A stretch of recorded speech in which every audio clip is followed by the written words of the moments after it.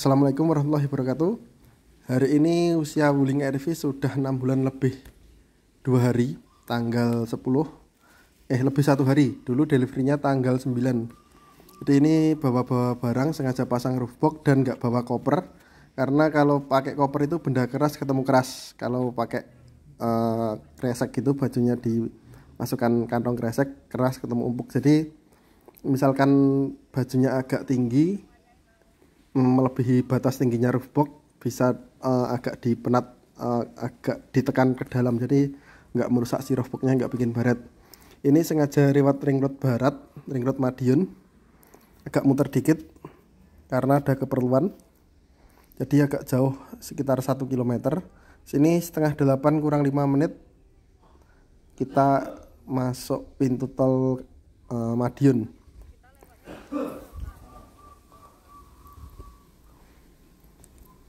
Ini kita sudah sampai rest area 626A Saradan, kurang lebih jam 8 sampai sini.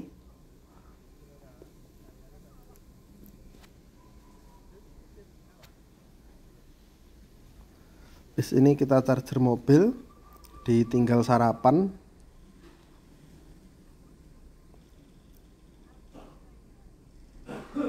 Jadi berhenti di sini sekitar 45 menit sampai 55 menit lah kemarin. Jadi kurang lebih 50 menit, nggak sampai 1 jam.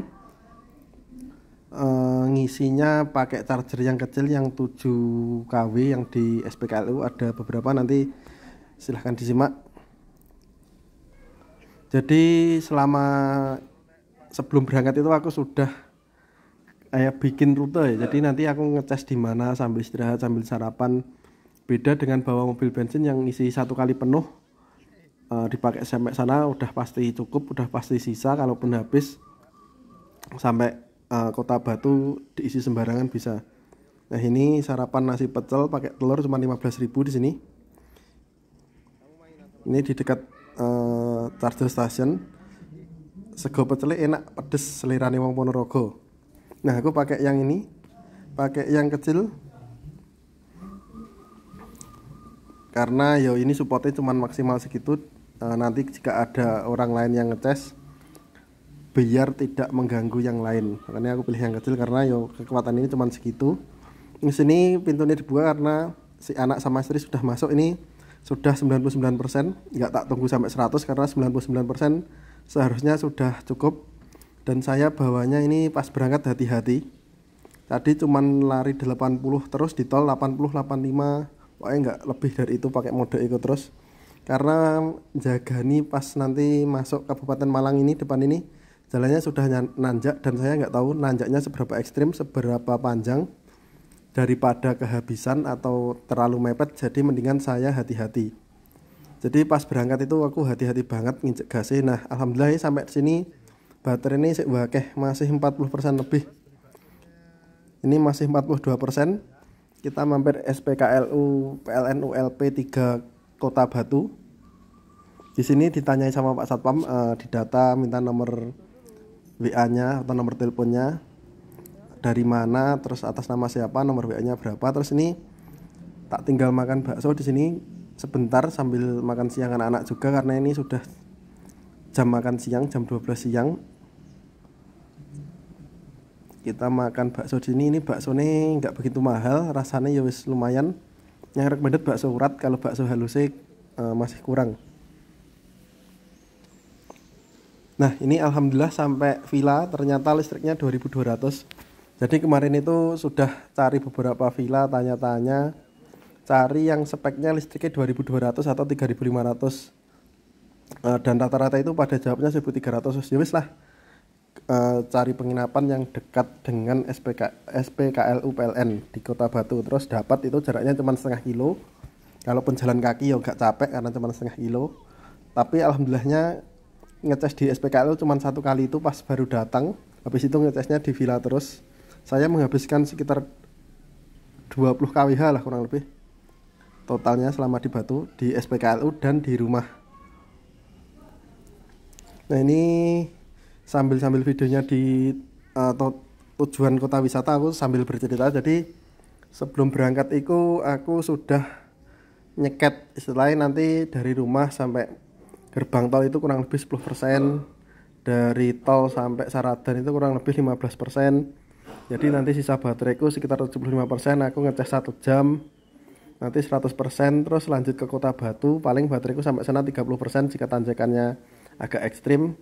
Ternyata tanjakannya itu dari Jombang ke Kota Batu itu tipis banget nanjaknya, terus masuk Kabupaten Malang itu udah mulai nanjak, tapi nanjaknya enteng banget lah, nggak terasa. Pakai mode eco full pun aku masih bisa nyalip, masih enteng dengan muatan penuh. Muatannya itu aku, istri, 2 anak, pas barang-barang itu di atas 200 kilo, sekitar 220 lah, karena bawaannya ya banyak banget, termasuk bawa mainan anak-anak, termasuk bawa beras juga buat masak nasi di sana, terus bawa lauknya si anak, bawa susu dan lain, pokoknya gawanane wakeh. Jadi yang paling boros itu di tol. Aku dari input Madiun, dari tol in Madiun itu kan kilometer 602 ya kalau tidak salah, ke 626 itu kan berarti cuman 24 kilo, itu habisnya 13%. Itu kalau di jalan antar kota, biasanya aku dari Ponorogo ke Madiun untuk 1% baterainya itu bisa 3 kilo lebih. Jadi di tol itu, padahal itu aku cuma lari 80, nggak lari lebih, itu habisnya segitu. Dan dari kilometer 626 ke exit tol Jombang Ploso, Ploso atau apa ya namanya itu, Bandar kok Ploso, exit tol Bandar itu jaraknya 46 kilo, saya menghabiskan 21% karena ya, karena sampai sana 78%, dari 626B 99%. Itu aku juga larinya dijaga di 80-an, kurang lebih 80 lebih dikit, 80 kadang 80 kurang dikit, segitulah, nggak ngebut, nggak sampai 100. Itu habis baterainya 20% lebih, habis 21%. Jadi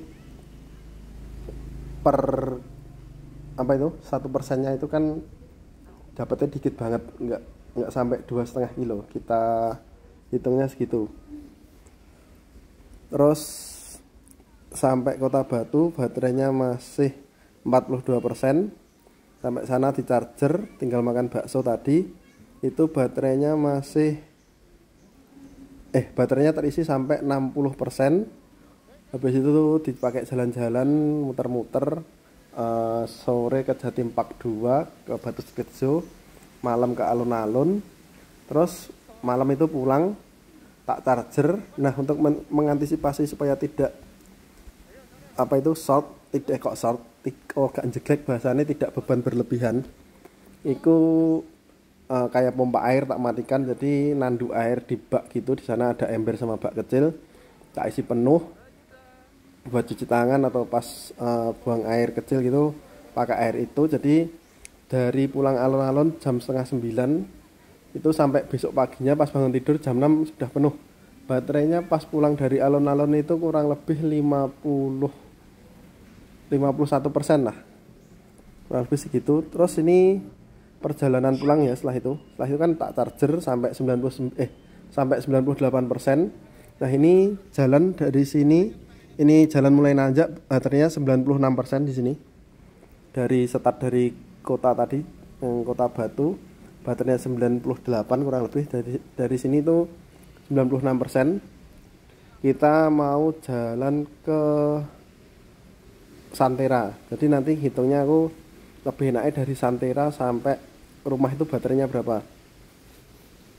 Ini perjalanan pulang aku sudah mulai ugal, nyetirnya gak halus banget. Wes pokoknya pakai mode sport, eco, normal, campur-campur, wes mulai becek-becek, soalnya sudah tahu medannya. Pas pulang itu banyak turunan. Pas pulang itu di Kabupaten Malang itu irit banget bateraiku, nggak sampai kurang 10%, beda dengan saat kita datang karena cenderung naiknya. Jadi pas naik itu baterainya habis 30%. Kalau pas pulang itu selama dari Santera sampai Kabupaten Malang habisnya itu nggak sampai 10%.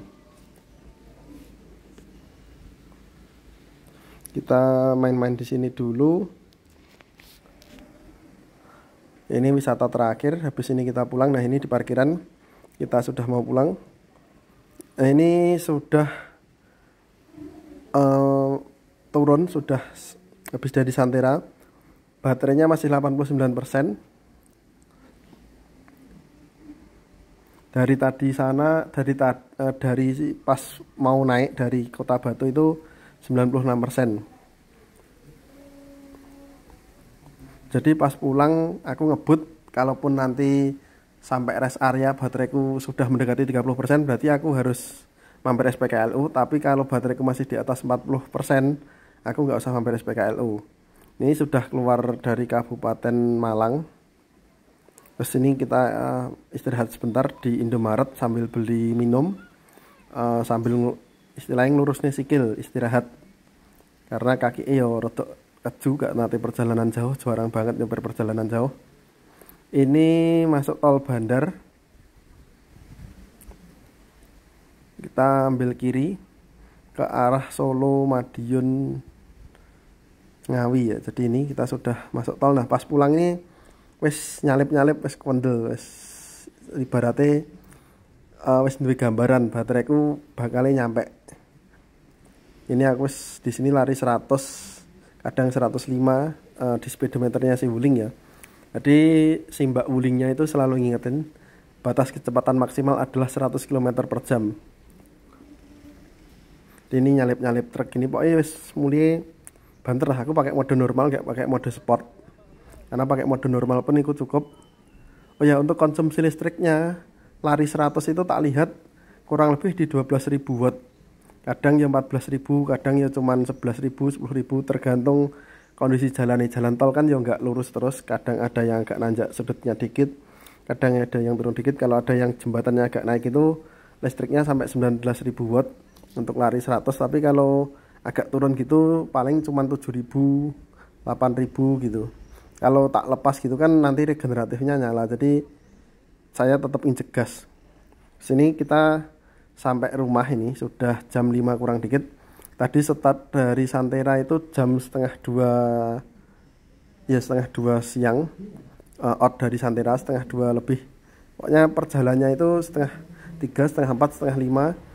3 jam setengah sudah sampai rumah. Itu ngebut di tol lari 100, ngebut dengan aturan itu cepet banget termasuk padahal di jalan tadi ya ketemu truk-truk besar ngangkut pasir, ngangkut batu, itu lumayan banyak.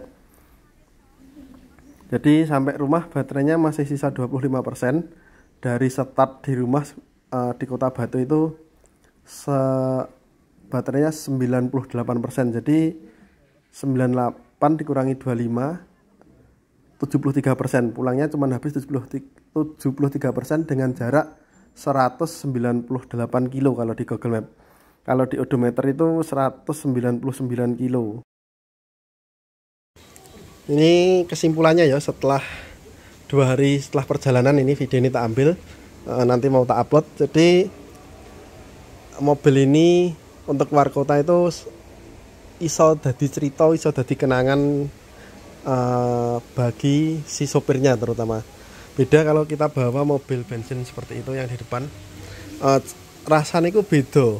Ini satu pasti menarik perhatian banyak orang, masih menarik perhatian banyak orang. Terus yang kedua biayanya sangat irit. Yang ketiga ini kan mobilnya kecil, jadi bagasinya kan nggak ada, akhirnya pasang roof box itu. Kesimpulan itu setelah liburan kemarin di Malang, kalau kemarin kan cuman ke Solo itu kan dekat, cuma 100 kiloan lah. Jadi kemarin belum fix mau jual mobil yang bensin. Nah, setelah perjalanan dari Malang itu, yang pertama kesimpulanku fix mau jual sih mobil hitam yang di depan. Kenapa? Satu, saya perjalanan keluar kota itu nggak begitu sering. Paling setahun 3 kali 4 kali itu udah banyak banget bagi saya segitu. Walaupun keluar kota, ya keluar kota ini masih bisa terjangkau dengan mobil ini. Kedua, kalaupun butuh isi banyak orang, bisa pinjem mobil rental atau pinjem mobil saudara atau gimana. Misalkan acara keluarga butuh ngangkut banyak orang, ya wis rental lah sehari. Kayak rental Expander itu kan 350, tinggal isi bensin. Misalkan berapa puluh jaraknya 100 kilo kan isi bensin 10 liter PP, berarti kan 20 liter. Kalau 1 liternya untuk 10 kilo. Jadi misalkan saya keluar kota yang dekat-dekat itu 200 kilo PP, setahun 4 kali kan sewanya 4 kali 350 kali 4 kan berarti 700 kali 2 100.400.000, bensinnya 200.000 dikalikan 4, 800 tambah 13 2,1. Nah di sini itu kalau kita rawat si itu hitam, yang jelas pajaknya itu udah 3 juta lebih.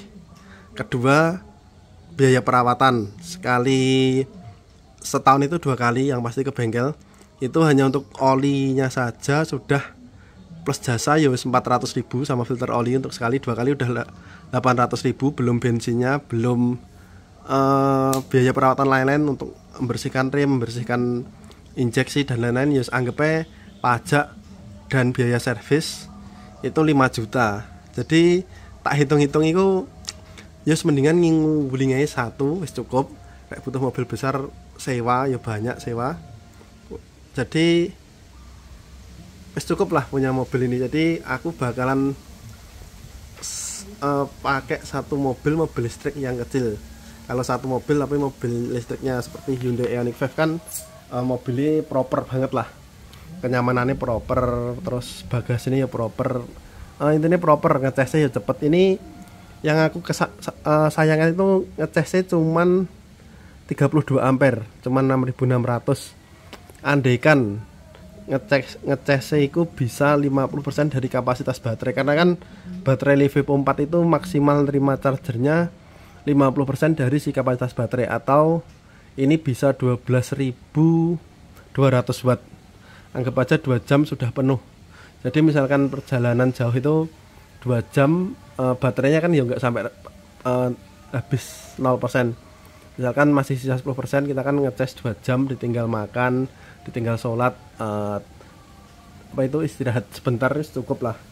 Jadi kalau pakai ini kan 4 jam karena cuman 6.600 yang masuk ke mobil. Kalau di HP itu ngecek di aplikasinya PLN masuknya itu 7.000 watt, 7.000 lebih dikit.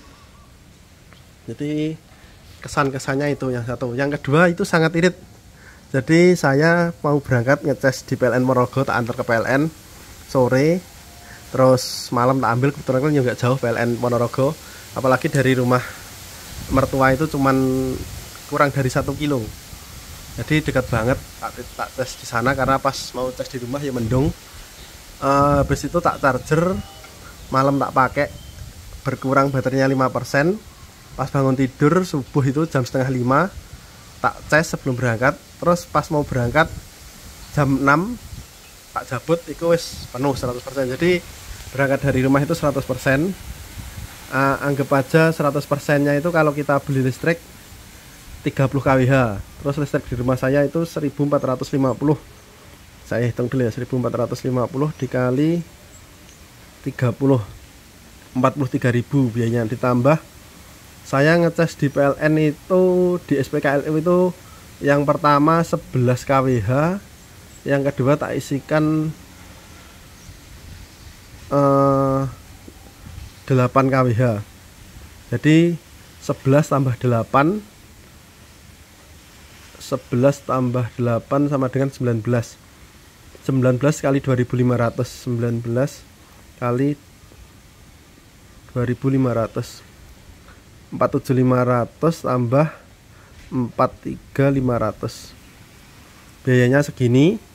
Terus jika saya yang ngecas di villa itu dihitung ngecas di SPKLU, jadi saya tambahnya sekitar 15 kWh karena dari 15%. Jadi 47500 dibagi 2, anggap aja 24.000. 91 tambah 24 tambah 24.000 tambah 24 gini.